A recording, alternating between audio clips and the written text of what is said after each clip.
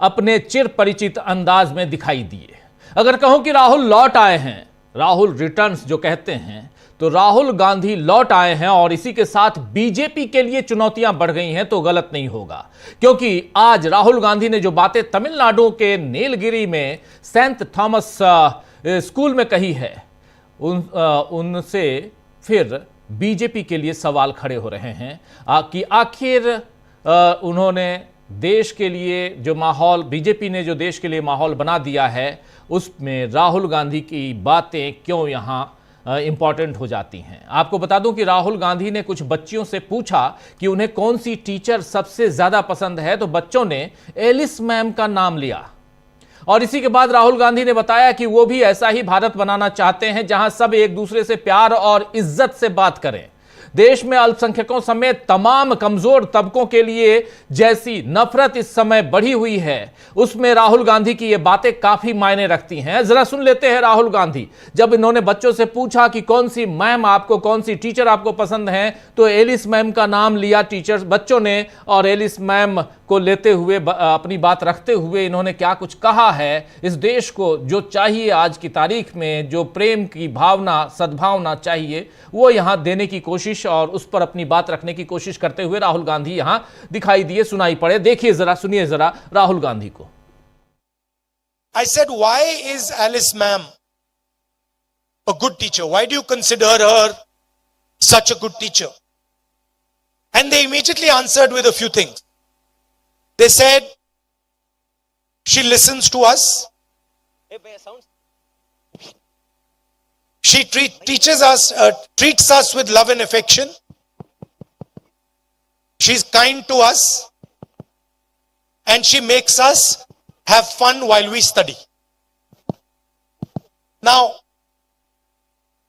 I was talking about information, I was talking about knowledge, I was talking about wisdom. But if you want to teach somebody, or if you want to learn, you need an atmosphere like the one Alice ma'am has created.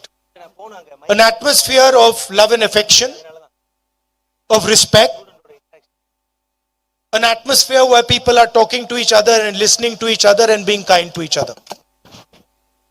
And that is exactly my fight. I also want to help develop an India where people are kind to each other, where people listen to each other, respect each other's traditions, respect each other's languages, respect each other's religions. इसके अलावा यहां राहुल गांधी ने छात्रों से AI, शिक्षा की उपलब्धता, social media, महंगे होते चुनाव, सब पर बात की है। राहुल गांधी ने यहां कहा है कि आज जानकारी आसानी से उपलब्ध है, लेकिन अगर हमारे पास समझदारी नहीं होगी तो हम जानकारी के बहाव में बह जाएंगे। दुनिया एक अप्रिय जगह बन जाएगी जहां हम एक दूसरे से लड़ेंगे। उन्होंने यह भी कहा कि स्कूलों का काम सिर्फ जानकारी देना नहीं, बल्कि छात्रों को उस जानकारी को ज्ञान और समझदारी में बदलना सिखाना भी है। और इसके अलावा उन्होंने छात्रों से बात करते हुए कहा कि आज हम जो भी चीजें इस्तेमाल करते हैं, चाहे वो माइक्रोफोन हो या कैमरा हो, सब चीन में बना है। चीन ने विनिर्माण पर कब्जा कर लिया है। हमें अपनी सोच बदलनी होगी और यह सुनिश्चित करना होगा कि ये चीजें भारत में बने। ये सारी बातें यहां राहुल गांधी ने कही। आपको बता दूं कि नए साल पर यह पहला मौका है जब लोगों के बीच राहुल गांधी हैं। इस स्कूल से उनका खास लगाव है और इसलिए है इस स्कूल से खास लगाव, जहां नीलगिरी में गए थे, जहां राहुल गांधी तमिलनाडु में, इसलिए है क्योंकि 2022 में जब भारत जोड़ो यात्रा की शुरुआत उन्होंने तमिलनाडु से की थी, तो यहां उन्होंने एक रात गुजारी थी और इसी स्कूल में, अब उसी स्कूल में, उसी के स्वर्ण जयंती समारोह में राहुल गांधी यहां पहुंचे थे। वैसे चुनावी साल में राहुल गांधी का दौरा खास मायने रखता है, क्योंकि बीजेपी तो तमिलनाडु में अब भी लड़खड़ा रही है, वहीं स्टालिन की डीएमके के साथ कांग्रेस का गठबंधन बीजेपी को चुनौती दे रहा है। और इसके साथ आज राहुल गांधी ने थलपति विजय की फिल्म जननायगन, जी हां, जो हिंदी में जननायक कह सकते हैं, लेकिन तमिल में यह फिल्म जननायगन है और नायगन का मतलब ही नायक होता है, लेकिन ये जनता का नायक, तो फिल्म जननायगन पर लगी रोक को लेकर भी मोदी सरकार को घेरा है राहुल गांधी ने। दरअसल ये फिल्म जो है ये थलपति विजय की फिल्म और ये आखिरी फिल्म कही जा रही है। आगे इस पे हम चर्चा करेंगे, लेकिन पहले देखते हैं राहुल गांधी ने जो ट्वीट किया है उसको देखिए। इस ट्वीट में राहुल गांधी कह रहे हैं कि सूचना एवं प्रसारण मंत्रालय द्वारा जननायकन को रोकने का प्रयास तमिल संस्कृति पर हमला है। मोदी, आप तमिल जनता की आवाज को दबाने में कभी सफल नहीं होंगे। ये बात यहां कह रहे हैं राहुल गांधी कि मोदी, श्री मोदी, मिस्टर मोदी, आप तमिल जनता की आवाज को दबाने में कभी सफल नहीं होंगे। आपको बता दूं कि विजय ने हाल ही में तमिलगा वेत्री कजगम यानी टीवी के नाम की पार्टी बनाकर राजनीति में कदम रखा है। टीवी के पार्टी जिसका फुल फॉर्म है तमिलगा वेत्री कजगम।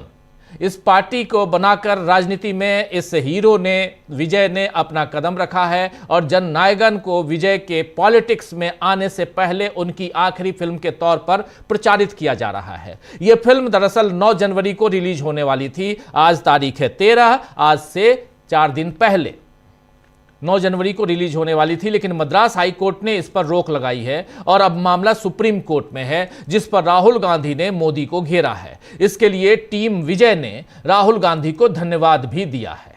तो चुनाव से पहले तमिलनाडु में राजनीतिक उथल-पुथल शुरू हो चुकी है। वहीं पश्चिम बंगाल में ममता बनर्जी ने आज फिर SIR यानी स्पेशल इंटेंसिव रिवीजन पर मोर्चा खोल दिया। कोलकाता में प्रेस कॉन्फ्रेंस में ममता बनर्जी ने दावा किया है कि अब तक 54 लाख मतदाताओं के नाम मतदाता सूची से हटा दिए गए हैं, लेकिन चुनाव आयोग ने उनकी कोई ड्राफ्ट लिस्ट सार्वजनिक नहीं की है। यहां पर ममता बनर्जी ने इस प्रेस कॉन्फ्रेंस में जो कुछ कहा है आपके सामने रखता हूं। ममता बनर्जी कह रही है यहां पे कि हमने 54 लाख लोगों की वो सूची नहीं देखी है जिनके नाम हटाए गए हैं। मुझे पूरा यकीन है कि यह लिस्ट बीजेपी के पार्टी दफ्तर में तैयार है। उन्होंने आरोप लगाया कि यह पूरी प्रक्रिया अवैध और अनैतिक है, जिसमें खास तौर पर महिलाओं को निशाना बनाया गया है। ममता यही नहीं रुकी, बल्कि आगे उन्होंने कहा कि शादी के बाद स्थान बदलने वाली कई महिलाओं के नाम जानबूझकर हटाए गए हैं। मुख्यमंत्री ने यह भी आरोप लगाया कि बीजेपी लोकतांत्रिक अधिकारों को छीनने के लिए ब्लैक गेम और ब्लैक मैजिक कर रही है। उन्होंने कहा है कि यही तरीका महाराष्ट्र और बिहार में अपनाया गया और बंगाल में भी वही साजिश रची जा रही है। ममता ने दावा किया कि भले ही DEO और AERO नामों को क्लियर कर दें जिनके नाम काटे गए हैं, लेकिन आखिरी समय में माइक्रो ऑब्जर्वर नाम काट देते हैं। ये बात यहां ममता बनर्जी कह रही थी आज प्रेस कॉन्फ्रेंस में। तो बात अब वोट चोरी से बढ़कर ब्लैक गेम और ब्लैक मैजिक तक पहुंच गई है, जिसके संकेत मिल रहे हैं कि आगे घमासान और बढ़ सकता है। इधर एक नया घमासान चीन की कम्युनिस्ट पार्टी और बीजेपी के बीच हुई बैठक को लेकर भी छिड़ा है। दोस्तों, कांग्रेस ने प्रेस कॉन्फ्रेंस कर कुछ गंभीर सवाल उठाए हैं। क्या सवाल उठाए हैं पहले वो देख लीजिए, कांग्रेस की इस प्रेस कॉन्फ्रेंस को सुनिए। लेकिन उसके अलावा आपको बता दूं कि चीन की कम्युनिस्ट पार्टी के मेंबर आए और बीजेपी दफ्तर में उनका खूब जोरदार स्वागत हुआ है। लाल आंखें दिखाने वाले प्रधानमंत्री जिस पार्टी से बिलोंग करते हैं, उस पार्टी का नाम भारतीय जनता पार्टी है और उसी के मुख्यालय में दिल्ली में चीन के कम्युनिस्ट पार्टी के साथियों का वो स्वागत कर रहे थे, यानी बीजेपी स्वागत कर रही थी। सुनिए यहां कांग्रेस पार्टी की इस प्रेस कॉन्फ्रेंस को। अब ये मीटिंग हुई साहब, मीटिंग में हम ये जानना चाहते हैं, क्योंकि आप तो सत्ताधारी दल हो, आपसे मीटिंग हुई, आपके मुख्यालय पे मीटिंग हुई, तो हमें यह बताइए कि जो चीन ने हमारे हितों पर कुठाराघात किया है, क्या उस पर चर्चा हुई? गलवान से लेकर लद्दाख से लेकर और अब जो नया कल जो दावा किया है उससे शख्सग्राम घाटी कश्मीर, कल ही बैठक हुई और अभी दावा भी हो गया कि शख्सग्राम घाटी जो है कश्मीर की वो चीन की है। क्या आपने इस पे चर्चा की? बंद कमरे में ही सही, लाल आंख दिखाई, यह जानना तो देश का हक है। आप शख्सग्राम की बात करते हैं, अरुणाचल और लद्दाख में हम क्या क्या गंवा चुके हैं, ये हम कई बार चर्चा कर चुके हैं। हमारे कई नेता यहां आकर आपसे इस बारे में बात कर चुके हैं, आप लोग कई बार कवर कर चुके हो। लगातार हम चीन के आगे सब कुछ गंवाए चले जा रहे हैं। और फिर ये बैठक भी होती है, बैठक को क्लोज डोर होती है, बैठक उनके मुख्यालय पर होती है, उनका स्वागत होता है, गर्मजोशी से होती है, सब कुछ कीजिए। उस बैठक के कुछ घंटों में शख्सगाम घाटी तक पे क्लेम दावा चीन ने कर दिया, इसका भी जवाब दीजिए, इसका भी खुलासा कीजिए। ऑपरेशन सिंदूर में क्या हुआ? फौज के बहुत आला अधिकारी। तो सुन रहे थे आप यहां पर कांग्रेस और कांग्रेस के प्रवक्ता यहां पवन खेड़ा अपनी बात रखते हुए, और चीन के जो साथी आए और नरेंद्र मोदी की पार्टी में वहां गर्मजोशी से उनका स्वागत हुआ। इस पर कांग्रेस पार्टी सवाल पूछते हुए, जवाब मांगते हुए, अब मोदी जी को पतंग उड़ाने से फुर्सत मिले तो वो इन सारी बातों के जवाब देंगे। खैर, सियासी उठापटक के बीच यहां आज सुप्रीम कोर्ट में अहम खबर आई, सुप्रीम कोर्ट से अहम खबर आई है दरअसल, जहां अदालत ने लोक सेवकों के खिलाफ भ्रष्टाचार के मामलों की जांच शुरू करने से पहले अनुमति लेने से संबंधित भ्रष्टाचार रोधी कानून की 2018 की धारा की संवैधानिक वैधता पर बटा हुआ फैसला सुनाया है। बहुत कम होता है कि दो जजों की बेंच है और दोनों जज अलग अलग फैसला सुनाएं। आज वही हुआ, इसलिए इस खबर को यहां आपके सामने रखना जरूरी है।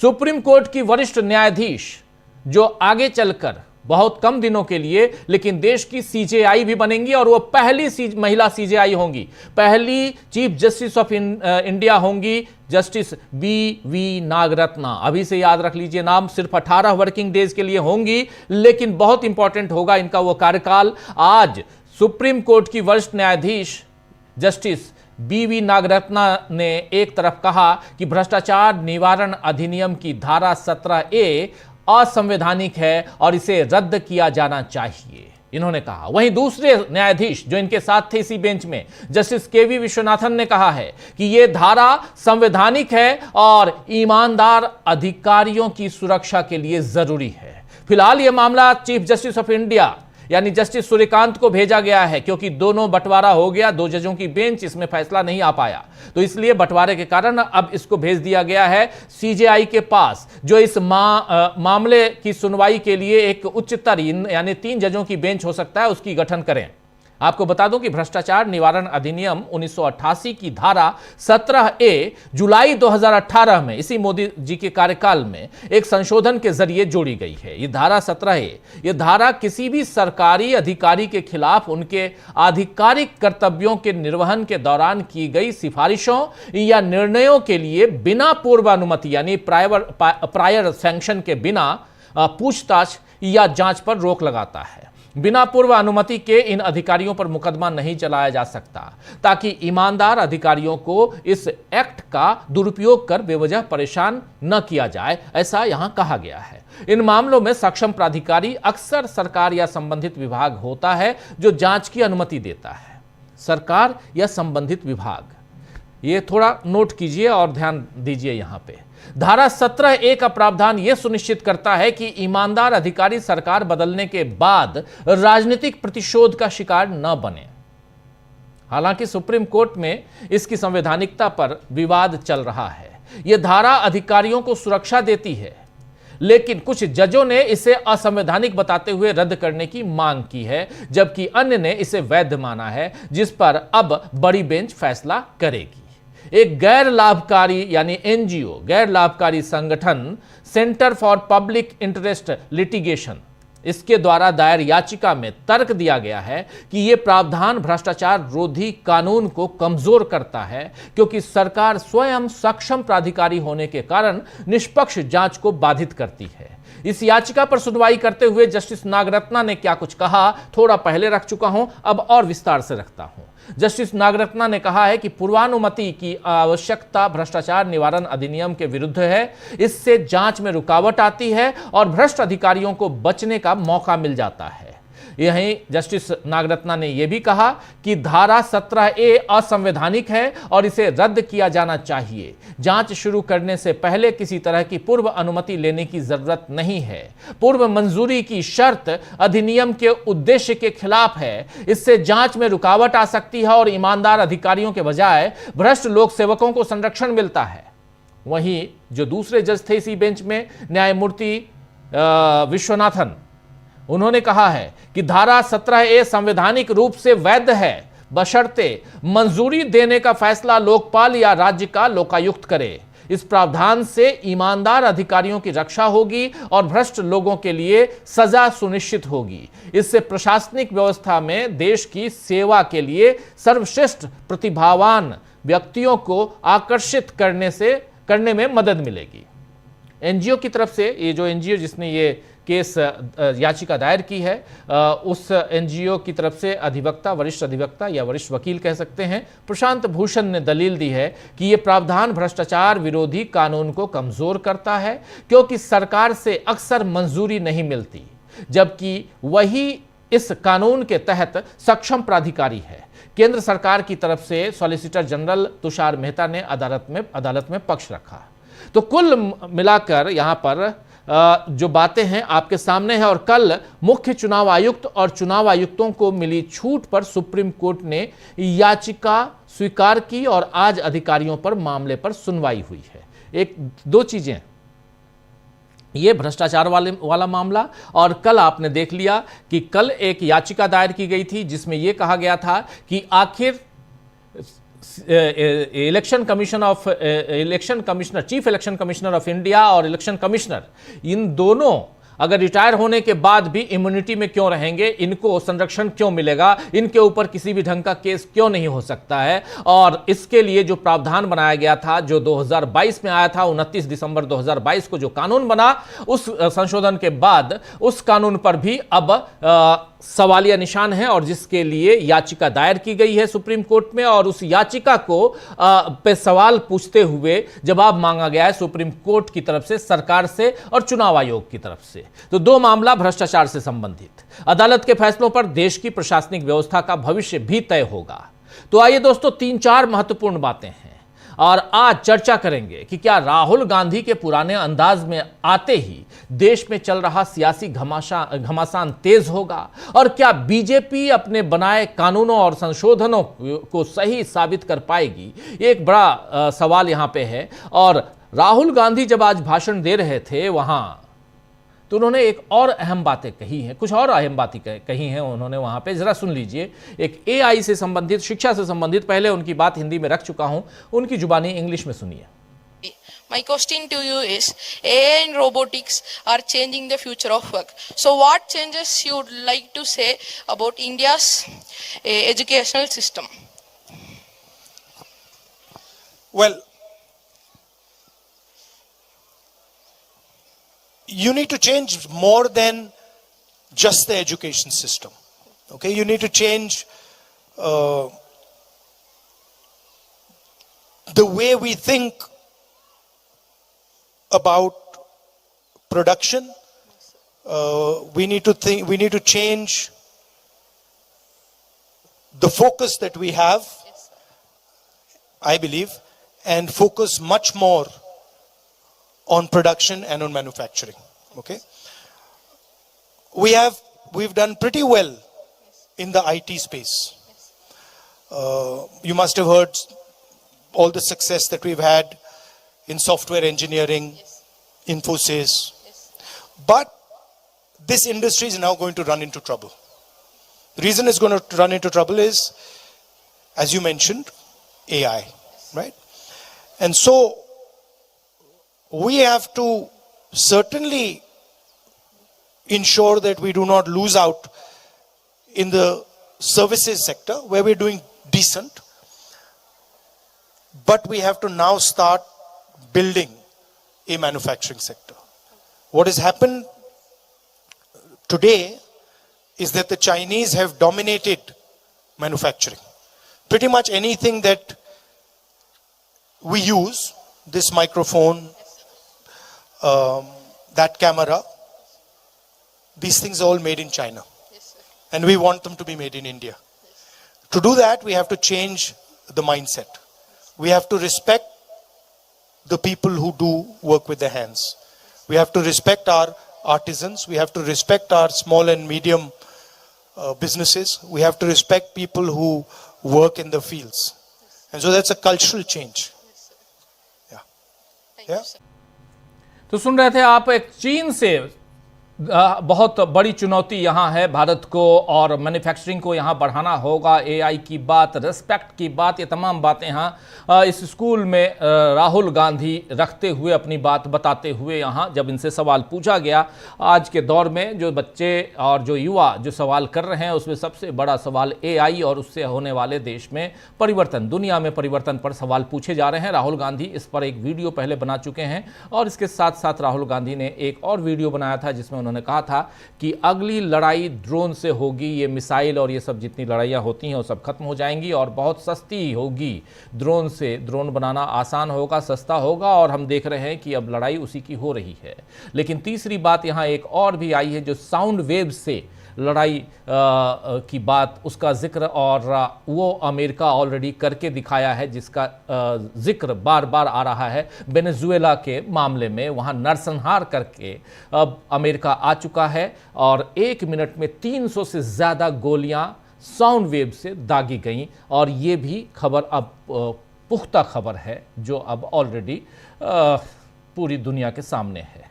तो किस ढंग से पूरी दुनिया बदल रही है उसका जिक्र यहां कर रहे थे राहुल गांधी, और उसमें भारत को क्या करना चाहिए, भारत आज कहां खड़ा है और कहां भारत को जाना होगा, ये सारी बातें यहां राहुल गांधी ने इस स्कूल में कही हैं। बहुत महत्वपूर्ण। लेकिन इन सब के बीच आपने देख लिया एसआईआर पर उधर ममता बनर्जी अपनी बात रख रही थी, लेकिन एसआईआर पर इधर सुप्रीम कोर्ट में आज सुनवाई हुई, और अब चूंकि जो याचिकाकर्ताओं की दलीलें पूरी हो चुकी हैं और चुनाव आयोग अपनी दलील पेश कर रहा है, चुनाव आयोग की तरफ से राकेश द्विवेदी ने अपनी बात रखी, और आज फिर से पूछा गया, आज जब दलील रख रहे थे राकेश द्विवेदी तो उनसे सीजेआई ने पूछा, चूंकि सीजेआई जस्टिस सूर्यकांत की बेंच है ये, और उन्होंने कहा कि उनसे कहा गया, राकेश द्विवेदी ने कहा कि 1 से 1.5 घंटा और लगेगा, तो अगली सुनवाई में मैं अपनी बात पूरी कर लूंगा, इसके बाद फैसला सुरक्षित हो जाएगा। यानी अगली सुनवाई में फैसला सुरक्षित होगा, या उसी दिन फैसला सुनाया, उसी दिन हालांकि सुनाना संभव नहीं है, फैसला लिखा जाना, सुनाना, इसमें टाइम लगेगा, इंतजार होगा। लेकिन एसआईआर और उसकी प्रक्रिया लगातार जारी है, जिस पर हम लोग कई बार चिंता व्यक्त कर चुके हैं। बिहार से यह मामला अभी तक आगे बढ़ चुका है, और 6 महीने से ज़्यादा का वक्त गुजरने जा रहा है। ऐसे में एसआईआर को लेकर क्या फैसला होता है, इस पर निगाहें टिकी हुई हैं। भ्रष्टाचार का मामला यहां सामने है सुप्रीम कोर्ट से ही, जिसके बारे में आपके सामने रख चुका हूं। 2 जजों की बेंच, जस्टिस नागरत्ना और जस्टिस विश्वनाथन, दोनों बटे हुए नजर आए। अब 3 जजों की बेंच के पास यह मामला जाएगा, शायद ऐसा माना जाए। लेकिन इन सब के बीच चीन और भाजपा के बीच आखिर क्या गठजोड़ है, क्या गठजोड़ है, जोड़ नहीं जोड़ है कहें, जोड़ लगाना तो हम सोचते थे कि नरेंद्र मोदी लगाएंगे, लाल लाल आंखें दिखाएंगे, लेकिन यहां जोड़ लगा रहे हैं, यानी गठबंधन कर रहे हैं। आखिर इस गठबंधन के पीछे की राजनीति क्या है? चलिए 4-5 मामले बहुत इंपॉर्टेंट, इस पर चर्चा की शुरुआत करते हैं। हमारे साथ कुछ वरिष्ठ साथी जुड़े हुए हैं। देखिए 4 वरिष्ठ साथी हमारे साथ हैं।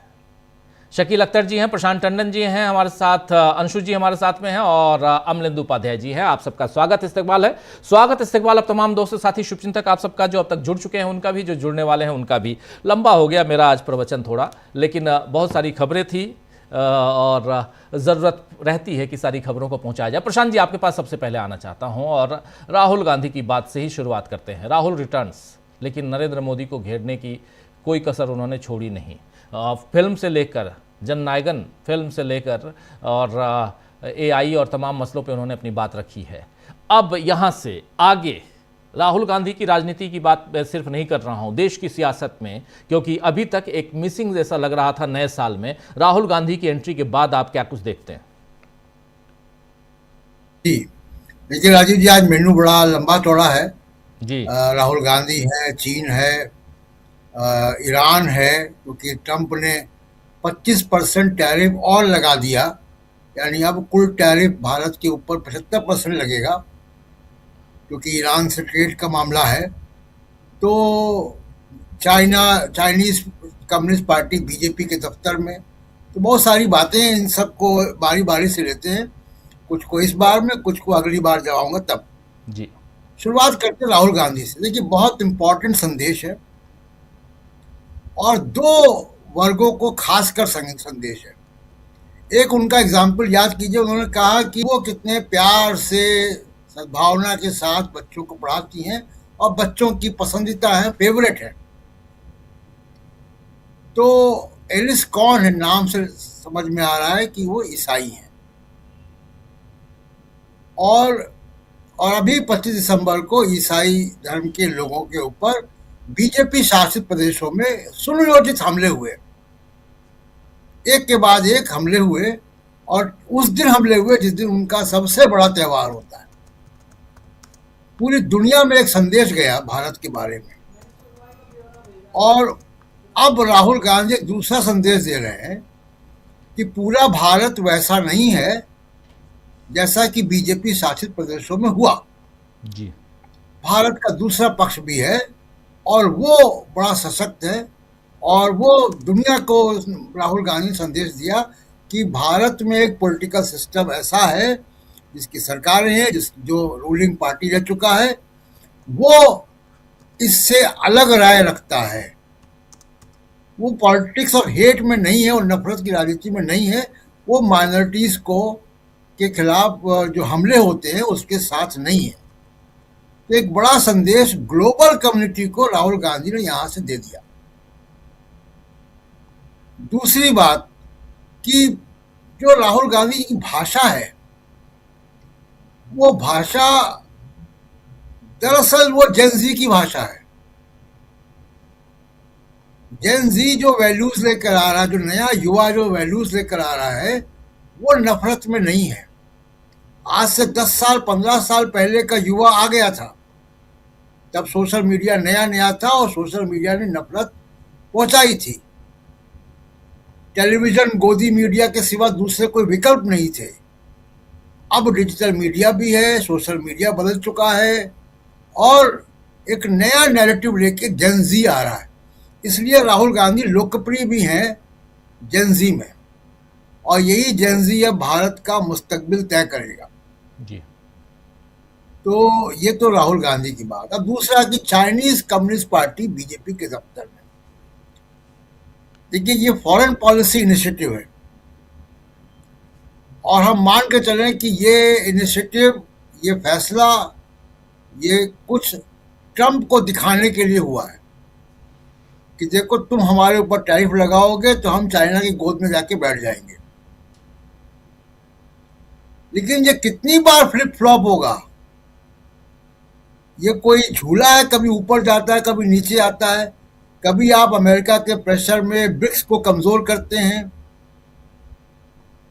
जिसमें इंडिया, रशिया, चाइना, ब्राजील और साउथ अफ्रीका था, तो उसको ब्रिक्स को कमजोर करते हैं अमेरिका के दबाव में। उसके बाद जब अमेरिका आपके ऊपर टैरिफ लगाता है तो फिर आप नई धुरी तलाशते हैं। फॉरेन पॉलिसी इस तरीके से नहीं होती है कि आज यहाँ तो कल वहाँ। ये कोई दल बदल का खेल नहीं है कि ईडी का जब पहुंचाया और पार्टी चेंज करवा ली। जी, ये गंभीर विषय होते हैं। तो चीन, पहली बात की विदेश नीति का एकमात्र उद्देश्य होता है राष्ट्रहित। यहाँ पे कौन सा राष्ट्रहित है? अभी पवन खेड़ा जी ने तमाम बातें बता दी। चाइना अभी भी हमारी जमीन पर बैठा है, हम वहां पे पेट्रोलिंग नहीं कर पा रहे हैं जहां पे करते थे। उसके अलावा अभी रिसेंट की बात है राजीव जी कि एक भारतीय मूल की महिला को इसलिए डिटेन कर लिया शंघाई एयरपोर्ट पे क्योंकि उसके पासपोर्ट में अरुणाचल प्रदेश लिखा था, उनकी पैदाइश।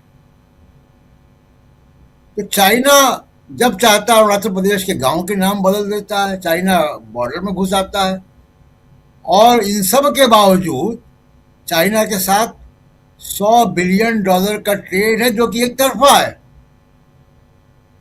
हम चाइना से इंपोर्ट करते हैं, चाइना को एक्सपोर्ट बड़ा कम है हमारा, एक तरफा ट्रेड है। तो ये मोदी जी को समझाना पड़ेगा देश को कि इसमें कौन सा राष्ट्रहित वो देख रहे हैं। और अगर ये अमेरिका को सबक सिखाने के लिए है तो आज ही अमेरिका ने दूसरा सबक दे दिया आपको कि उसने अभी तक तो 50% टैरिफ में भारत सबसे ज्यादा अमेरिकी टैरिफ वाला देश था। आज उन्होंने घोषणा कर दी कि 25% और टैरिफ उसके लिए होगा जो ईरान के साथ ट्रेड करता है। अब हमने ईरान से तेल लेना कम बंद कर दिया लगभग, लेकिन अभी भी हमारा 14,000 करोड़ का ट्रेड ईरान के साथ है, जिसमें 10,000 तो हम एक्सपोर्ट करते हैं, जिसमें सबसे बड़ा जो कंपोनेंट है वो भारत का बासमती राइस है। जी। ईरान के एक्सपोर्ट की वजह से भारत की तमाम सारी दिल्ली के आसपास की, हरियाणा की जो राइस मिल हैं वो चल पाती हैं, क्योंकि यूरोप ने बासमती लेना बंद कर दिया है, हमसे कम कर दिया है, क्योंकि वो पेस्टिसाइड के नए पैमाने उन्होंने तय कर दिए। तो एक ईरान और सेंट्रल एशिया, दो जगह हमारा बासमती जाता है। अब ईरान में 25% टैरिफ और बढ़ गया ईरान से ट्रेड करने में। ये सब बातें की आवाज डमरू से नहीं आएगी जो मोदी जी बजा रहे हैं। ये गंभीर विषय है। तो फॉरेन पॉलिसी पे सरकार को एक वाइट पेपर लाना चाहिए कि भारत की फॉरेन पॉलिसी क्या है, मालूम तो पड़े कि संडे को कुछ है, मंडे को कुछ है, मंगलवार को आप जो है वो प्रो अमेरिका होते हैं, बुधवार को आप प्रो चाइना होते हैं। ये इवन ऑड नहीं चलता विदेश नीति में, लेकिन जो दिखाई दे रहा है वो इवन ऑड दिखाई दे रहा है।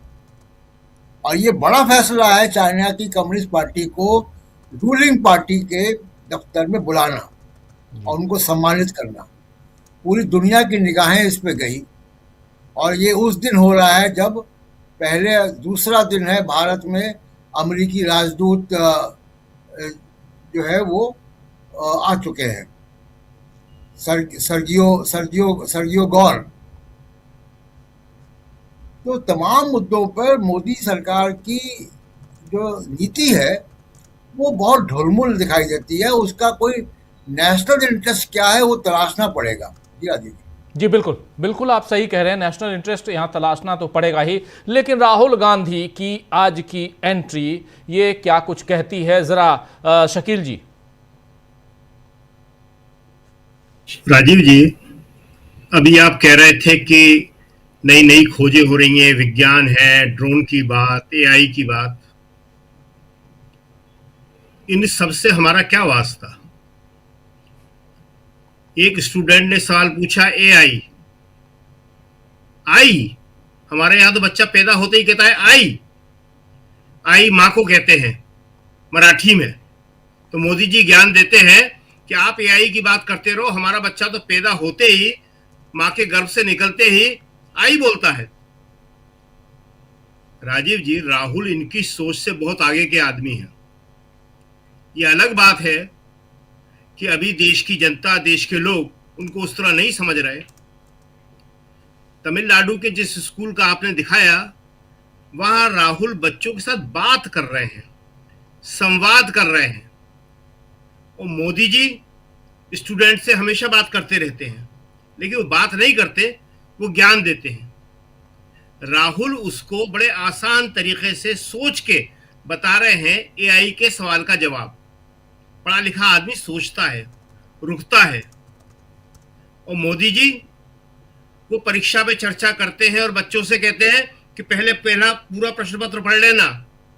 अरे ये तो क्लास टीचर जब से पेपर शुरू होते तब से बताना शुरू कर देते हैं। मदर और फादर दोनों बताते हैं कि बेटा और बेटी पहले पेपर पूरा। मोदी जी के कठिन प्रश्न हल करना,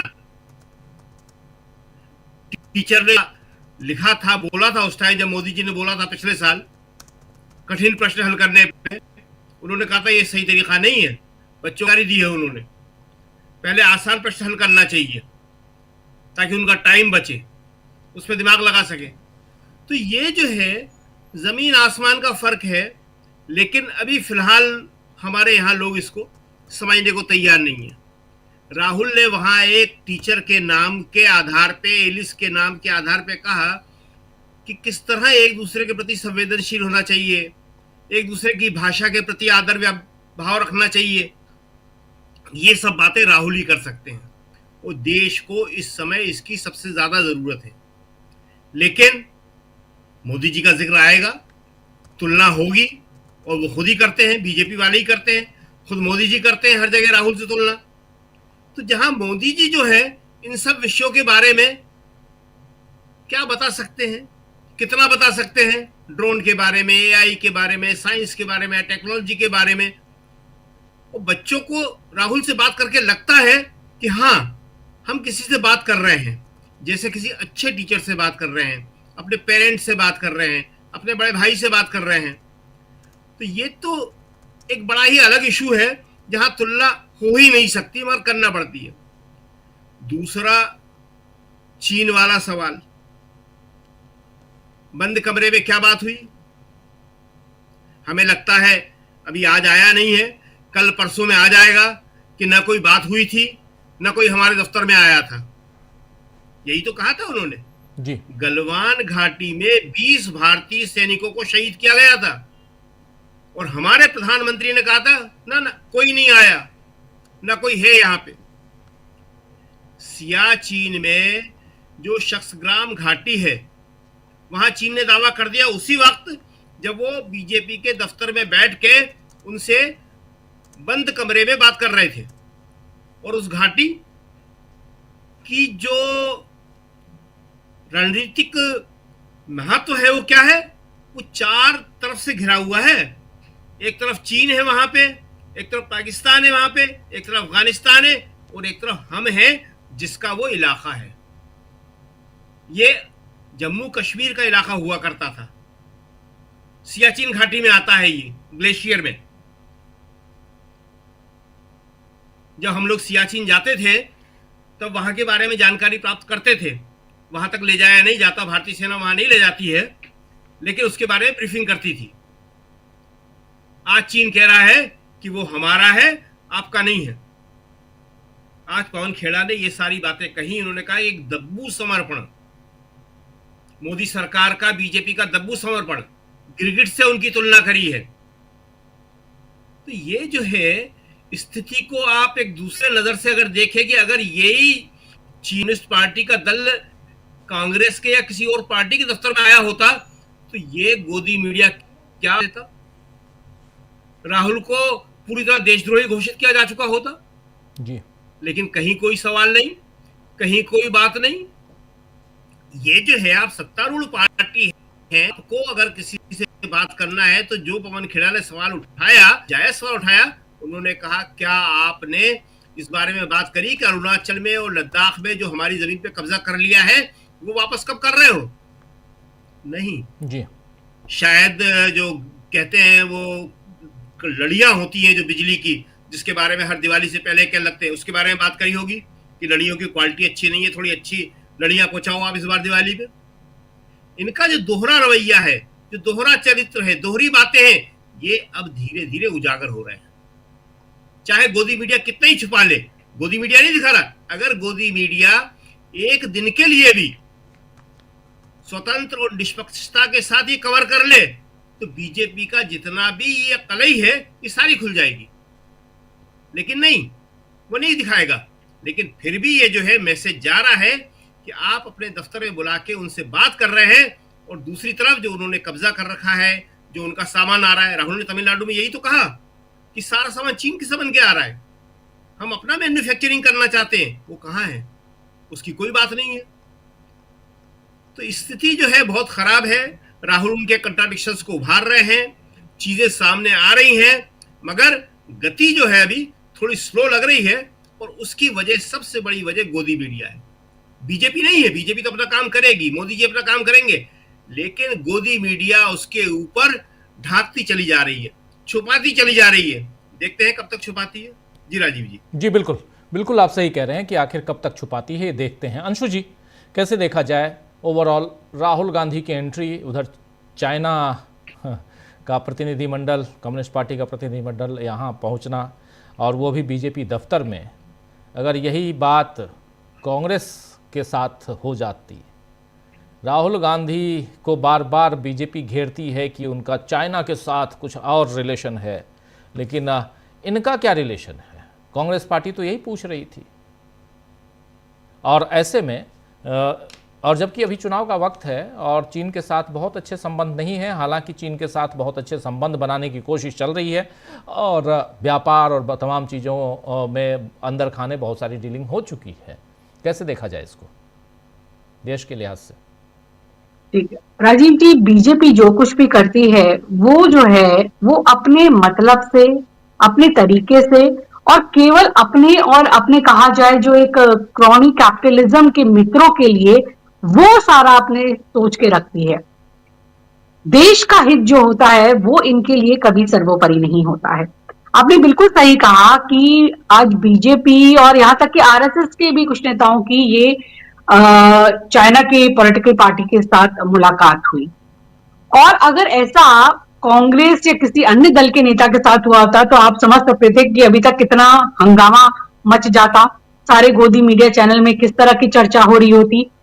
राहुल गांधी को लेकर तो अक्सर इस तरह की चर्चाएं की जाती है, उन्हें एजेंट और पता नहीं क्या क्या नाम दे दिया जाता है, लेकिन ये जो करें उसमें कोई बुराई किसी को नजर नहीं आती और उल्टा उसको दबाया और ढका जाता है, छिपाया जाता है। लेकिन आप ये समझिए कि ये देश के साथ कितना बड़ा खिलवाड़ हो रहा है।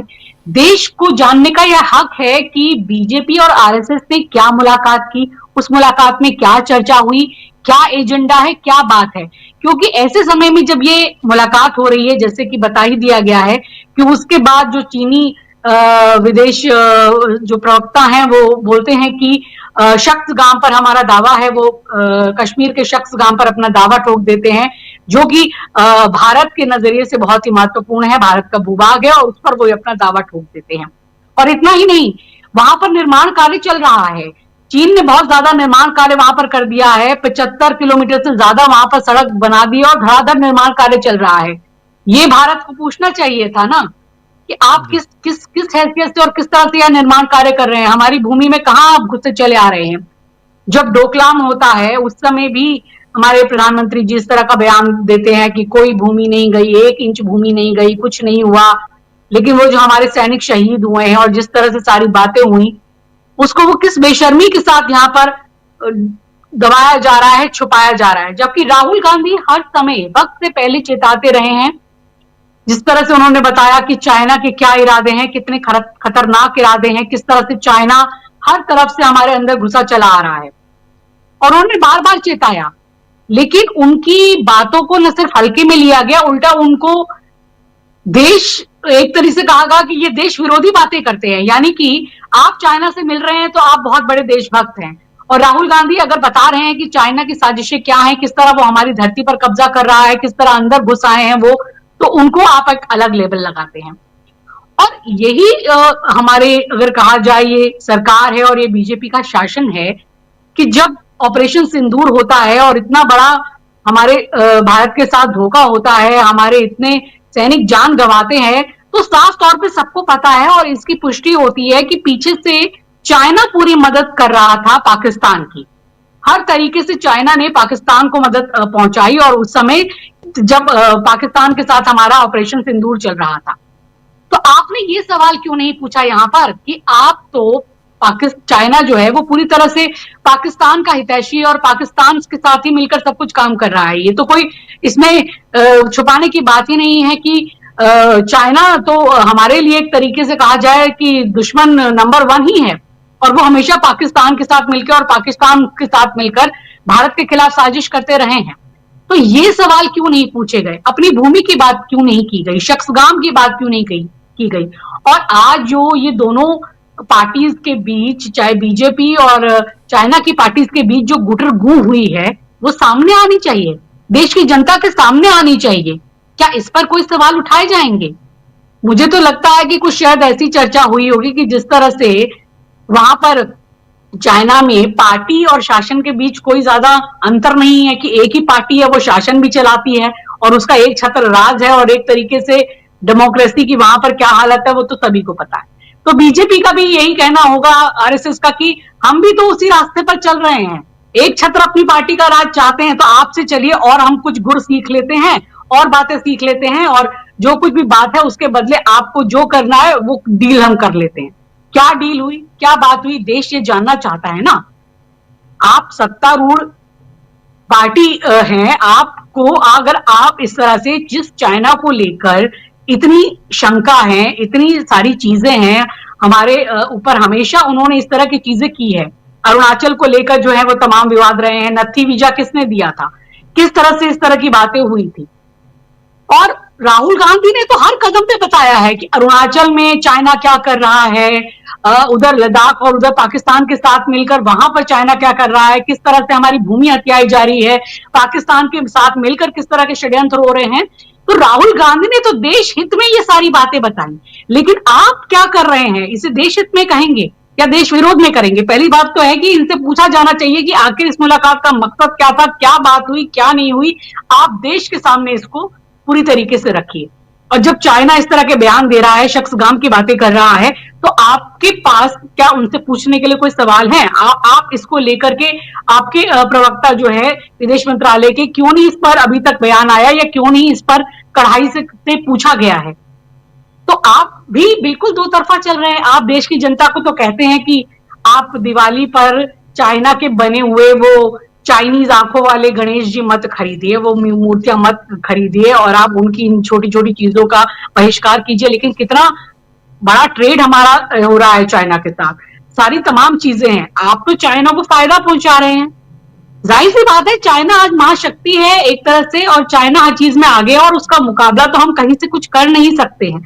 लेकिन आप बजाय कि उस महाशक्ति का मुकाबला करने के लिए आप अपने अंदर कुछ चीजों को पैदा करें, आप हर जगह जाके एक तरह से कहा जाए कि चीजों को स्वीकार कर ले रहे हैं, अपने एक तरीके से घुटने टेक दे रहे हैं या अपने आप को चीजों को छोड़ दे रहे हैं जो आपके देश हित की, आपके देश की चीजें हैं। तो ये जो नीतियां हैं आपकी कहां लेकर जा रही है? तो विदेश नीति में क्या राष्ट्र हित आपका सबसे पहले है? ये तो बिल्कुल भी समझ नहीं आता है। और राहुल गांधी जी ने आज जो एक बात कही वो बहुत ही महत्वपूर्ण बात कही। जब उस छात्र ने पूछा एआई के बारे में, तो आज एक महत्वपूर्ण बात कही उन्होंने कि कल्चर बदलने की जरूरत है। आज जिस तरह से देश में एक साइंटिफिक थिंकिंग के कल्चर को खत्म किया जा रहा है, हमारी जो जितनी भी शैक्षणिक संस्थाएं हैं वहां पर एक रीजनिंग और एक जिसे कहा जाए कि नवोन्मेष या फिर एक नई चीजों को तैयार करने की चीजों को पीछे ले जाया जा रहा है, और गोबर और पता नहीं किन किन चीजों की चर्चाएं ज्यादा हो रही हैं, गोमूत्र और गोबर की। तो ये हमको आप कहां ले जा रहे हैं? चाइना आज देखा जाए क्यों अमेरिका जो है वो चाइना को सबसे बड़ा खतरा मान रहा है, क्योंकि चाइना ने आज अपने आप को हर चीज में उतना सशक्त कर लिया है। पहले जो लड़ाई होती थी, भले ही तेल के लिए अगर विश्व में अगर लड़ाई चल रही थी या और साधनों के लिए, तो अभी जो लड़ाई होने वाली है या जो भी चीजें सबसे ज्यादा इंटरनेशनली देशों को सशक्त बनाने वाली है, उसमें एआई, टेक्नोलॉजी और रेयर अर्थ मटेरियल, ये बहुत महत्वपूर्ण है। और इन सब चीजों में चाइना पूरी बाजी मार चुका है। चाइना इतना आगे बढ़ चुका है कि अब वो अमेरिका के लिए भी एक खतरा बन चुका है। चाइना चाहे आप उनके स्पेस में देख लीजिए, चाहे जिस तरह की अभी उन्होंने सैटेलाइट वगैरह विकसित की है, ये जो जानने में आ रहा है, इस तरह की उनकी सैटेलाइट्स है कि जो अपनी गति को कैसे भी नियंत्रित कर सकती है, किसी भी रफ्तार से चल सकती है और यहां तक कि दूसरी सैटेलाइट को अगर चाहे तो नुकसान भी पहुंचा सकती है। तो चाइना आज टेक्नोलॉजी के क्षेत्र में, एआई के क्षेत्र में, रेयर अर्थ के मटेरियल के क्षेत्र में जहां पहुंच चुका है, वो अमेरिका के लिए एक बहुत बड़ा खतरा बन चुका है। तो हमने तो अपने कोई भी ना तो डेमोग्राफिक डिविडेंड का फायदा उठाया, ना अपनी पॉपुलेशन का फायदा उठाया। हम तो यहाँ कहते रहे आप भाई गोबर गोमूत्र और ये है कि आप चलिए और कांवड़ उठाइए और ये सब कीजिए, और हिंदू मुस्लिम इन्हीं सब चीजों में अपने यूथ को लगाते रहे। हमने क्या आज तक एक फोन का भी निर्माण किया है? हम यहाँ सिर्फ असेंबलिंग होती है, ये अब देश के हर लोगों को पता है। और राहुल गांधी जो एक बात कहते हैं वो बहुत बड़ी बात कहते हैं, हम कोई मैन्युफैक्चरिंग नहीं कर रहे हैं। चाइना आज मैन्युफैक्चरिंग का हब है, पूरी दुनिया उस पर निर्भर है। अगर वो चाहे भी तो दुनिया चाइना को नकार नहीं सकती है, इस बात को आपको समझना होगा। इतनी बड़ी शक्ति बन गई है, तो आप क्या उस शक्ति के आगे घुटने यहां पर टेक रहे हैं अपने राष्ट्रीय हितों को ताक पे रखकर? आपकी पार्टियां यहां पर क्या बात कर रही है? आपने तो खुद में उतनी शक्ति बनाई नहीं। आप जब परीक्षा पे, चर्चा पे आप जब बात करते हैं तो आप क्या बात करते हैं उन बच्चों से कि इस तरह की तैयारी करके जाइएगा या उस तरह की बातें करेंगे, लेकिन आप ये बात नहीं उनको समझा पाते हैं या अपनी शिक्षा में किस तरह से उनको जो एक नई टेक्निक का युग है उसके साथ कदम से कदम मिला के चलना है। जब ये चीज आई, यहाँ पर एआई की भी बात हुई कि जिस तरह से चीजें थी, बहुत सारी अमेरिका ने डेवलप की, उसके जवाब में चाइना ने इतने सस्ते में उसको बना दिया कि इतने सालों का जो एक रिसर्च था या इतना पैसा लगाया हुआ था अमेरिका ने, वो मतलब चंद दिनों में ही वो धराशायी हो गया। वो फ्री में देने लगी वो टेक्नोलॉजी चाइना, ये तो हम सब लोग जानते हैं। तो ये आप क्या मुकाबला करेंगे उनका, और आपकी क्या विदेश नीति है? और राहुल गांधी तो ये सारी बातें बहुत पहले से कहते हुए आए हैं, लेकिन आप उनको सुनना नहीं चाहते, समझना नहीं चाहते, और वही बातें जो सारी हैं, वो सारी बातें जो आगे जाकर सही साबित होती है। चाहे उन्होंने जो जीएसटी पे कहा, या जो नोटबंदी पे कहा, या चाइना को लेकर कहा, या जिन भी चीजों को कहा, या आज वो एआई और टेक्नोलॉजी की भी बात कर रहे हैं, बार बार लगातार वो इसकी बात कर रहे हैं कि हम इसमें पिछड़ रहे हैं, हम कोई मैन्युफैक्चरिंग नहीं कर रहे हैं, हम सिर्फ ट्रेड जो है हमारी, जो है देश की कंपनियां या हमारी ये है, और वो भी अडानी अंबानी केवल वही कर रहे हैं। राज ठाकरे ने जी जो अभी दिखाया था वो बहुत बड़ी चीज थी। उन्होंने किस तरह दिखाया था कि पूरे महाराष्ट्र में ही नहीं, पूरे देश भर में वो एक अपने मैप के जरिए उन्होंने जाल दिखाया था कि सिर्फ एक अडानी कंपनी को सब कुछ सौंप दिया गया। देश में एक कंपनी की मोनोपोली हो जाना कितनी कितनी खतरनाक चीज है। ना तो केवल ये प्रतिस्पर्धा को खत्म करती है, बल्कि देश की कभी भी किसी भी चीज को लेकर खतरे में डाल सकती है। अगर सारी बिजली कंपनियां उनके पास है, कल को कुछ बिजली की समस्या हो तो पूरा ग्रिड, पूरा देश अंधेरे में डूब सकता है। सारे एयरपोर्ट उनके पास हो तो कोई बात खराबी हो तो वो हर चीज चौपट हो सकती है। ये हमने अभी देखा ही इंडिगो के समय में क्या हुआ, या और चीज के समय क्या हुआ। तो राज ठाकरे ने एक बहुत बड़ी चीज लोगों के सामने लाकर रख दी है, तो वहां म्युनिसिपल ही चुनाव, लेकिन ये देश के लिए चिंता की सोचने की बात है कि आपने एक उद्योगपति को सब कुछ कैसे दे दिया। और आज जो विश्व की सारी जो एक जियोपॉलिटिक्स चल रही है, जिस तरीके से अमेरिका की एक दादागिरी चल रही है, चाहे वो वेनेजुएला को लेकर हो, चाहे वो ईरान को लेकर हो, तो भारत को तो आज बहुत संयमित रहने की जरूरत है। और ये सही कहा, जो ईरान से व्यापार करने को लेकर जो ये लगा दिया गया है 25% का और टैक्स, तो मैं आपको बताना चाहूंगी कि ईरान से हमारा बहुत ज्यादा व्यापार है और बहुत गहरे पुराने रिश्ते हैं। अब ईरान के साथ हम कैसे अपनी डिप्लोमेसी को रखते हैं, ये पता नहीं हमारा जो विदेश मंत्रालय है वो क्या कर पाएगा। वित्त वर्ष 25-26 के हिसाब से ईरान को 468 मिलियन अमेरिकी डॉलर मूल्य का बासमती चावल हम लोगों ने निर्यात किया है, जो लगभग 6 लाख टन है। और ईरान के साथ बहुत बड़ा हमारा ट्रेड है, और अमेरिका जो हमें कुछ नहीं दे रहा है, ट्रेड डील भी उसकी हमारे साथ क्या होगी उसका कोई लाभ नहीं है। 50% तो टैरिफ लगाया ही हुआ था। अब हम ईरान से अपना जो व्यापार रखते हैं, जिससे हमें इतना फायदा हो रहा है, इतना बड़ा व्यापारिक रिश्ता है हमारा उसके साथ, उसकी वजह से वो 25% टैक्स हमारे ऊपर और ठोक देगा। तो ये जो पूरी जियोपॉलिटिक्स चल रही है, आज अमेरिका वेनेजुएला पे कर रहा है, कल वो ईरान पे भी उसी तरह की चीजें करेगा। और सिर्फ इतना ही नहीं, वो तो अपना दावा ग्रीनलैंड पे ठोक रहा है, वो अपना दावा, और कई ऐसे देश है जी। तो ये चीजें अभी अभी समझनी होगी भारत को कि हम कहाँ जा रहे हैं, और इस तरह की ये पेटी पॉलिटिक्स करके और केवल जिसे कहा जाए अपना एजेंडा चलाकर ये देश को बहुत खतरनाक स्थिति में लाते जा रहे हैं। जी बिल्कुल बिल्कुल, आप सही कह रही हैं कि देश एक खतरनाक स्थिति में ले जा रहे हैं देश को, और जा भी चुका है कह सकते हैं, क्योंकि पिछले 12 वर्षों में जो कुछ हो रहा है सब कुछ सामने है, और उसमें हम कहाँ हैं, हमारी मैन्युफैक्चरिंग इंडस्ट्री कहाँ है, हमारे ऊपर लगातार टैरिफ है। इन सारी चीज़ों को अगर देखें तो साफ रिजल्ट आपके सामने आता है। अमलेंदु जी, राहुल गांधी की एंट्री को कैसे देखते हैं नए साल में? ये नए साल में इधर चूंकि ठंड है, और मुझे लगता है कि आज शायद सबसे ज़्यादा ठंडा दिन इस मौसम का रहा होगा, और ऐसी सर्दी में राहुल गांधी तो पहुंच गए उधर थोड़ा गर्म इलाके में, लेकिन उन्होंने पूरे देश में जो है राजनीति में गर्मी पैदा कर दी। आज साल की अपना पहला अपीयरेंस जो था उसी में राहुल गांधी ने एक बड़ी ज़बरदस्त गर्मी जो है वो देश के अंदर पैदा कर दी। अब राहुल गांधी, राजीव जी, आज भी जिन मुद्दों पे बात कर रहे हैं, तो वो जो उनको एक दायित्व मिला है शैडो प्राइम मिनिस्टर का, तो वो बाकायदा उसी तरीके से बिहेव करते हुए भी नजर आते हैं। राहुल गांधी जिन मसलों पर चर्चा कर रहे हैं वो मसले क्या हैं? वो मसले यही हैं कि देश किस तरीके से आगे बढ़ेगा और देश के सामने चुनौतियां क्या हैं, और उन चुनौतियों से देश निपटने के लिए क्या कर सकता है और वो चुनौतियां कितनी गंभीर हैं और हमारे पास क्या संसाधन है और हमको क्या रास्ता इसके लिए आगे निकालना चाहिए। राहुल गांधी इन मसलों पर बात कर रहे हैं। हमारे प्रधानमंत्री जो है वो पतंग उड़ा रहे हैं। और मैं तो आज एक वीडियो सुन रहा था, प्रधानमंत्री बता रहे थे कि वो जो गेमिंग है उसमें गेमिंग में हनुमान जी का भी इस्तेमाल कर लिया जाए, तो हमारे जो मिथकीय चरित्र हैं, जो पौराणिक चरित्र हैं या कहिए जो भी हमारे धार्मिक चरित्र हैं, वो अब गेम्स में आ जाएंगे। तो राजीव जी, अब प्रधानमंत्री इतना दिव्य ज्ञान दे रहे हैं कि हनुमान जी को भी अब गेमिंग में इस्तेमाल कर लिया जाए, तो हनुमान जी के साथ गेमिंग में क्या क्या किया जाएगा, अब किसी की भावना आहत नहीं होगी। ये प्रधानमंत्री जो है वो ज्ञान दे रहे हैं।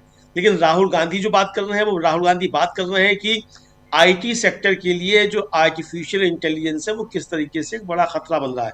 और राजीव जी, जो आर्टिफिशियल इंटेलिजेंस है वो सिर्फ आईटी के लिए ही खतरा नहीं बन रहा है, वो खतरा जो है वो विनिर्माण का क्षेत्र है उसमें भी खतरा बन रहा है, वो हमारा जो पत्रकारिता का क्षेत्र है उसमें भी खतरा बन रहा है, और वो जो हमारा जो फिल्म इंडस्ट्री है उसके लिए भी खतरा बन रहा है। और आपको याद होगा कि हॉलीवुड में तो बाकायदा हड़ताल रही लंबे समय तक कि इंटेलिजेंस, जो ये आर्टिफिशियल इंटेलिजेंस है, इसके जरिए किस तरीके से वीडियो एडिटिंग से लेकर तमाम काम करवाए जा रहे हैं। तो ये सारी चीज़ें जो आ रही हैं, तो ये एक बड़ा खतरा बनता हुआ नजर आ रहा है। और खतरा सिर्फ यही नहीं है कि आर्टिफिशियल इंटेलिजेंस जो रोजगार पे हमला करेगा या क्या करेगा। सबसे बड़ी बात यह है कि हमारा सोचने का नजरिया जो है उस पर हमला हो रहा है, तो उसको किस तरीके से बचाया जाए और आर्टिफिशियल इंटेलिजेंस का किस तरीके से इस्तेमाल किया जाए कि वो भलाई के लिए काम में आए। तो इस पर राहुल गांधी बात कर रहे हैं कि इसको किस तरीके से इस्तेमाल किया जाना चाहिए। लेकिन हमारे प्रधानमंत्री तो आर्टिफिशियल इंटेलिजेंस बताते हैं कि यहाँ तो बहुत पहले से आर्टिफिशियल इंटेलिजेंस था, बताया शैली ने कि कहा उन्होंने बिल गेट्स के साथ बातचीत में कि हमारे यहाँ तो बच्चा पैदा होता है तो वो आई कहता है, तो यहाँ तो एआई है ही, पहले से ही आई है। तो आप ये तो खैर ठीक है, प्रधानमंत्री का अपना जो है वो है, लेकिन राहुल गांधी ने आज जो बातें की हैं राजीव जी, वो इस देश के लिए एक कहिए अलार्मिंग बेल जो है, वो उस तरीके की बातें राहुल गांधी की हैं। चाहे वो जिस तरीके से देश का जो हमारा सांप्रदायिक ताना बाना है, जो हमारा सांप्रदायिक सद्भाव है, उसको नष्ट किया जा रहा है, उसको लेकर राहुल गांधी ने बातचीत की हो, चाहे शिक्षा के क्षेत्र में या आर्टिफिशियल इंटेलिजेंस के क्षेत्र में जो भी नई चीज़ें आनी है उसको लेकर राहुल गांधी ने जो बातचीत की है, तो ये एक नया विजन देश के सामने रखती हैं। हालांकि बहुत सी बातें राहुल गांधी इस तरीके की पहले भी कर चुके हैं, और जैसा कि आपने भी जिक्र किया था कि भाई ड्रोन को लेकर उन्होंने पहली बात की थी, वो सामने आ गया ड्रोन का कि किस तरीके से ड्रोन से युद्ध लड़े गए। भारत ऑपरेशन सिंदूर जब कर रहा था तो हमको भी ड्रोन का सामना करना पड़ा। यूक्रेन और रूस जो है उनका सामने ड्रोन से हो रहा है, और राहुल गांधी इस बात को पहले कह चुके थे कि ड्रोन जो आया है तो एक ने युद्ध के नए रास्ते, एक तरीके से नई स्ट्रेटजी वो खोल दिए, अब ये सामने है। तो राहुल गांधी जो चेता रहे, फिर दूसरा राहुल गांधी चीन को लेकर जो बात कर रहे हैं कि भाई चीन किस तरीके से उसने किन किन क्षेत्रों पे कब्जा कर लिया है। तो ये तो राजीव जी, ये चिंता करने के विषय जो राहुल गांधी चिंता कर रहे हैं, ये चिंता करने का मोदी जी का था, और ये चिंता करने का विषय सरकार का था कि वो इस पर चिंतन करे कि भाई आगे देश को किस तरीके से लेकर जाना है। आपने बात तो कर दी साहब 2047 में विकसित भारत बनेगा, लेकिन वो विकसित भारत कैसा होगा, उसका रोड मैप क्या होगा, किन क्षेत्रों में विकसित भारत को आगे चलकर काम करना है, आर्थिक नीतियां क्या होंगी, टेक्नोलॉजी के क्षेत्र में हमारा क्या रास्ता होगा, हमको किन क्षेत्रों में आगे काम करना है, इसको लेकर कोई चिंता की बात नहीं आती। उसको लेकर तो आप पतंग उड़ाकर बता देते हैं, पतंग उड़ा के विकसित भारत हो जाएगा, पतंग की डोर पर चढ़कर हम 2047 में पहुंच जाएंगे और विकसित भारत बन जाएगा। तो ये तो हमारे जो देश को आगे ले जाने वाले लोग हैं फिलहाल, जिनके पास जिम्मेदारी है, ये उनका विजन है राजीव जी। लेकिन राहुल गांधी ने जिस तरीके से इसको लेकर बातें की हैं, तो ये एक नया रास्ता जो है वो चिंता का खुलता है। और इस देश से जिसको भी प्यार है, जिसको भी ये लगता है कि ये देश तरक्की करे और देश आगे बढ़े और भारत जो वास्तव में विकसित देश बने और विकसित देशों के से संघर्ष की स्थिति में भारत आगे बढ़े, तो उसको राहुल गांधी की बातों को बहुत गौर से सुनना पड़ेगा, और सिर्फ सुनना ही नहीं पड़ेगा, उस पर नीतियां भी बनानी पड़ेंगी कि किस तरीके से देश आगे बढ़े। तो ये तो राजीव जी आज राहुल गांधी ने इस तरीके से घेरा। अब जो चीन को लेकर राजीव जी मसला चल रहा है, अब चीन, आप चीनी प्रतिनिधिमंडल का, कम्युनिस्ट पार्टी की वहां का आप जब स्वागत कर रहे हैं अपने दफ्तर में, बीजेपी के दफ्तर में, तो किस समय स्वागत किया जा रहा है? ठीक उस समय स्वागत किया जा रहा है जिस समय चीन ये दावा कर रहा है कि सक्शगाम घाटी उसकी है और इसलिए वहां उसे निर्माण करने से कोई नहीं रोक सकता। तो भाई ये आपको उसी समय करने की क्या आवश्यकता थी? क्या पहले से फिक्स मैच था? इसका जवाब भी आना चाहिए था, जो कि इसका जवाब नहीं आया। ना प्रधानमंत्री की तरफ से आया है, ना भारतीय जनता पार्टी की तरफ से आया है। और हम इस मीडिया से तो उम्मीद ही क्या करें कि इस पर कोई चर्चा करेगा? वो चर्चा इस पर करेगा भी नहीं। लेकिन ये सवाल जो है ये निश्चित तौर पर है कि भारतीय जनता पार्टी अंदर ही अंदर क्या खेल खेल रही है और किस तरीके से भारतीय जनता पार्टी इस देश की जो आर्थिक नीतियां हैं, इस देश का जो सामाजिक ताना बाना है और जो आर्थिक ढांचा है, उसके खिलाफ काम कर रही है। ये चीजें सामने आने लगी हैं और जाहिर सी बात है कि विपक्ष का अपना काम है, विपक्ष उसको कर रहा है, ये बता रहा है देश को कि भारतीय जनता पार्टी की नीतियां किस तरीके से देश को नुकसान पहुंचा रही हैं। तो ये सोचना अब देशवासियों का काम है कि कौन देश के हित में काम कर रहा है, कौन देश के हित में काम नहीं कर रहा है।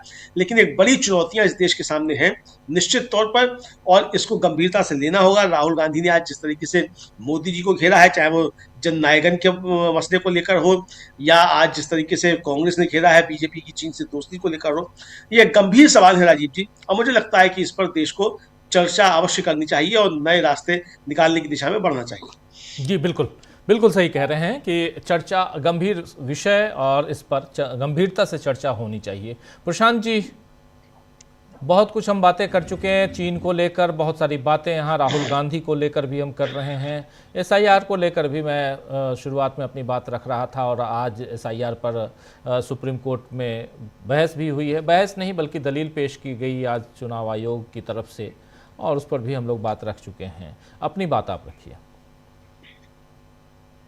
जी, आज जो तस्वीर अभी आप दिखा रहे थे चीनी कम्युनिस्ट पार्टी का डेलीगेशन बीजेपी के दफ्तर में, ये बहुत बड़ी घटना है और ये संदेश दिया गया है पूरी दुनिया को। आप इस तस्वीर को देखिए, उसमें पीछे नरेंद्र मोदी की फोटो है। तो केवल ऐसा नहीं कि पार्टी से इंटरेक्शन है, उसमें सरकार की सहमति भी है, वो भी मोहर लगी हुई है कि पीछे मोदी जी का फोटो है, देखिए दाहिनी तरफ। तो ये जो संदेश है ये क्या देना चाहते हैं देख लीजिए। तो ये दुनिया को क्या संदेश दे रहे हैं? मोदी जी, दूसरी तरफ नड्डा जी। हाँ, कल 2-3 दिन में नड्डा जी की फोटो वहां पे किसी और की लग जाएगी। लेकिन देखिए ये संदेश क्या देना चाह रहे हैं, या क्या ये डोनाल्ड ट्रंप को संदेश है? और डोनाल्ड ट्रंप को संदेश है तो वो रिएक्ट कर रहे हैं, उसकी प्रतिक्रिया वो दे रहे हैं। अभी तक राजीव जी मोदी जी 10 बार चीन गए हैं, 10 बार। और बहुत आश्चर्यजनक बात यह है कि 4 बार वो गुजरात के मुख्यमंत्री के तौर पे गए। तो गुजरात के मुख्यमंत्री के तौर पे चीन क्यों जा रहे थे? क्या रिश्ते हैं? क्या वो बातें हैं कि जब आप झूला झुलाते हैं तो वो डोकलाम में चला जाता है चीन? क्या बातें हैं कि जब आप कह रहे थे कि लाल आंखें दिखाएंगे लेकिन वो चीन आ जाता है वापिस आपके? ये कौन सा कॉन्फिडेंस चीन को है कि वो सब कुछ कर पाता है जो वो चाहता है? ये रिश्ता जो है इसके बारे में देश में चर्चा होनी चाहिए। क्यों मोदी जी चीन का नाम नहीं लेते हैं? क्यों वो खामोश हो जाते हैं कि कोई नहीं आया? अभी शकील जी बता रहे थे कि वो सीधे सीधे कहते हैं कि कोई आया नहीं था, ना कोई आया है, ना कोई आएगा, जबकि हमारे 20 जवान मारे गए। फौजी अफसर कह रहे हैं कि वो बॉर्डर का जो मामला है अभी पेंडिंग है, वो रिजॉल्व नहीं हुआ है। रोज हम अखबारों में खबरें पढ़ते हैं कि आज चाइना ने नाम बदल दिए गांव के अरुणाचल प्रदेश में, कभी कहाँ दावा किया, कभी पैंगोंग त्सो पे दावा किया, कभी अलग अलग जगह पे दावा करता है वो। लेकिन ये मोदी जी के रिश्ते चीन से क्या है, इसके बारे में देश में चर्चा होनी चाहिए। और खासकर उस बात पे चर्चा होनी चाहिए कि मुख्यमंत्री के तौर पे 4 बार चीन किसके बुलावे पे जा रहे थे, क्यों जा रहे थे? कौन सा मुख्यमंत्री है राजीव जी बता दीजिए आज हमारे देश में कि जो तमाम विदेश यात्राओं पे इस तरीके से जाता हो, बायलैटरल यात्राओं पे जाते हैं। अभी दावोस में इकोनॉमिक फोरम की मीटिंग हो रही है, उसमें महाराष्ट्र के मुख्यमंत्री जाएंगे या एक आध प्रदेश की और जाएंगे, लेकिन अकेले किसी एक देश में एक मुख्यमंत्री 4 बार क्यों जा रहा है? कौन सी ऐसी रिश्ते चाइना से बन गए थे, और क्यों मोदी जी के प्रधानमंत्री बनते ही चाइना जो है वो अचानक आक्रामक हो जाता है? क्यों मोदी जी खामोश हो जाते हैं चाइना के नाम पे? और आज चाइना वहां पहुंच गया जहां पे कभी नहीं पहुंचा था, कि किसी रूलिंग पार्टी के हेडक्वार्टर में चाइना पहुंच गया। और चाइना को तो जरूरत है अमेरिका को आंख दिखाने की, अमेरिका के साथ कंपटीशन करने की, अमेरिका की बैलेंसिंग पावर बनने की, लेकिन भारत उस ट्रैप में क्यों आ गया? जी। क्या ये विदेश मंत्रालय ने इसकी मंजूरी दी थी कि ये फोटो ऑप होना चाहिए? इससे दुनिया में क्या संदेश जाएगा? और चीन जो है वो रिलायबल दोस्त किसी का नहीं है। अभी याद होगा आपको राजीव जी कि आखिरी बार वेनेजुएला के राष्ट्रपति चीन के राजदूत के साथ ही मिले थे। जी। उसके बाद अमेरिका उनको उठा के ले गया और चीन कुछ नहीं बोला, खामोश रहा चीन। ईरान पे हमला होता रहा, चीन ने खामोशी बरकरार रखी अपनी। तो चीन किसी का भरोसेमंद दोस्त नहीं है, और हमारी मजबूरी है भारत की कि वो उसके साथ हमारा बॉर्डर लगता है, तो हमको बहुत ही केयरफुल तरीके से, बहुत ही सजग रहकर चीन के साथ जो है हमारे संबंध होने चाहिए। राजीव गांधी के समय भी एक कोशिश हुई थी, लेकिन तब बॉर्डर डिस्प्यूट पे ज्वाइंट वर्किंग ग्रुप बना था। क्या ऐसा कुछ हुआ है? तो चीन के साथ जो संबंध है, और आज चीन ने जो कर दिया है, वो भारत की तरफ से एक तस्वीर पूरी दुनिया में चली गई है कि आज भारत इस खेमे में खड़ा है। जबकि अमेरिका 75% टैरिफ लगा, 75% हो गया है ईरान के मामले को लेकर। ईरान के साथ ट्रेड करने पर 25% एक्स्ट्रा की टैरिफ की घोषणा कर चुके हैं विद इमीडिएट इफेक्ट, फौरी तौर पे।